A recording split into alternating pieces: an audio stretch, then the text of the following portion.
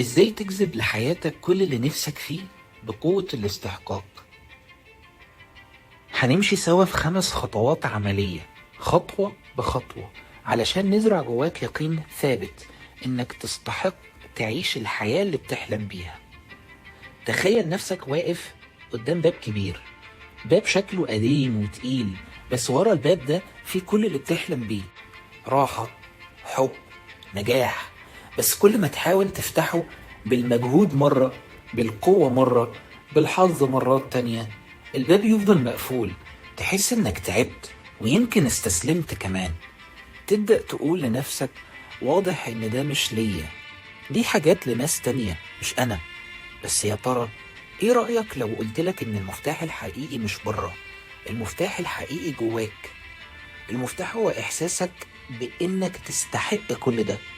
اه والله، الاستحقاق مش رفاهية ولا سحر، دي عضلة نفسية نقدر نبنيها مع بعض. وفي الحلقة دي مع بعض هنمشي في 5 خطوات عملية تزرع جواك يقين ثابت انك تستحق تعيش حياة بتحلم بيها. ليه بنحس اننا مش كفاية؟ قبل ما نبني الاستحقاق لازم نعرف ليه اصلا مش حاسين بيه. ليه في حتة جوانا دايما بتقول انا مش كفاية؟ اول سبب المقارنة. السوشيال ميديا مليانة ناس بتبين لك احسن اللي عندها، وانت بتشوف نفسك بكواليسك، فبتقارن حياتك الحقيقية بحياة معمولة بفلاتر. وكل مرة بتقارن بتخسر شوية من احساسك بقيمتك.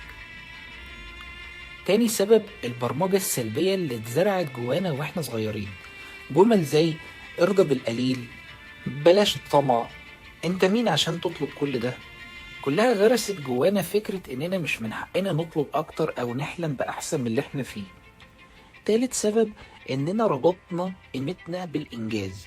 يعني لو نجحت يبقى تستحق تحب نفسك، لو تعبت يبقى تستحق انك ترتاح، لو حققت حاجة تبقى انت انسان كويس. وده ظلم كبير، لان قيمتك مش لازم تبقى مشروطة بكل ده.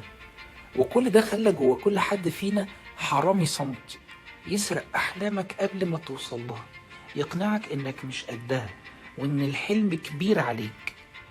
بس احنا مش جايين نصدق الحرامي ده، احنا جايين نواجهه ونهده خطوة بخطوة.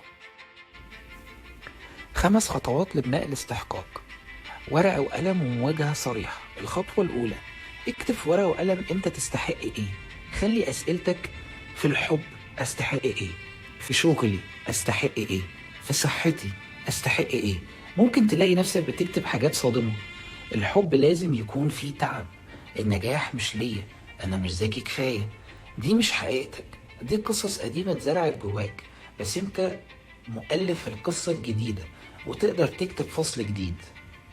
تاني خطوة: غير كلامك مع نفسك. خد بالك، صوتك اللي جواك هو اكتر حد بيأثر عليك. بدل ما تقول انا فاشل، قول انا بتعلم من كل محاولة. عمري ما هنجح، قول انا قادر اتعلم واتطور. انا مش كويس كفاية، قول انا بتطور يوم عن يوم وقيمتي مش مرتبطة بانجازاتي. هتحس انك بتمثل في الاول عادي، بس مع التكرار عقلك هيصدقك، والكلام الايجابي هيبقى هو لغتك الطبيعية وهيبقى طاغي على معاملاتك اليومية. الخطوة الثالثة: اعمل اللي يثبت لك انك تستحق. الاستحقاق مش كلام، لازم يكون في تصرفات تثبته. دلع نفسك، خد وقت ترتاح فيه، مش لما تخلص كل حاجة، لا، لانك تستحق ترتاح. استثمر في نفسك، خد لك كورس، اشتري كتاب، روح اتمرن، اعمل حاجة تقول لنفسك انا استاهل، انا استحق. قول لا لما حاجة مش مناسبة ليك او بتأذيك، قول لا. ارفع معاييرك، بلاش ترضى بالمجاملات او الفتات، انت تستحق اكتر. كل تصرف من دول هو طوبة بتحطها في جدار الثقة اللي بتبنيه حواليك.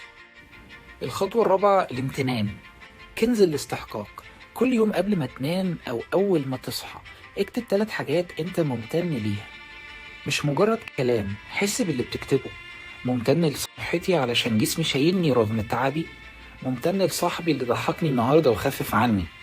الامتنان بيخلي عينك تشوف اللي عندك مش اللي ناقصك، وبيعلي إحساسك إنك تستحق الخير مش بس في المستقبل لكن دلوقتي. الخطوة الخامسة، التخيل. بروفة النجاح. كل يوم اقعد 5 دقايق وغمض عينيك وتخيل انك حققت هدف لنفسك، هدف نفسك فيه. شوف شكلك، اسمع صوت الناس، حس بمشاعر الفخر والفرحة.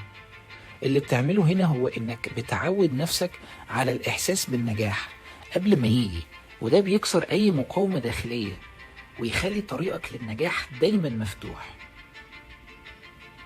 انت تستحق، مش لانك عملت حاجة خارقة ولا لانك لازم تثبت نفسك طول الوقت. انت تستحق لانك انسان وعندك قيمة كبيرة. الاستحقاق مش غرور، الاستحقاق هو انك تحب نفسك كفاية وتبطل تدي الناس او الظروف حق تحديد قيمتك. واول خطوة حقيقية تبدأها دلوقتي، انزل اكتب في الكومنتات انا استحق. اكتبها لنفسك، اعلان بداية لحياة انت اخترت تعيشها مش تستناها. ولو الفيديو ده حرك حاجة جواك، شاركه مع اي حد محتاج يسمعه، واشترك معانا علشان نكمل سوا الرحلة اللي قلبها واحد بس، الاستحقاق.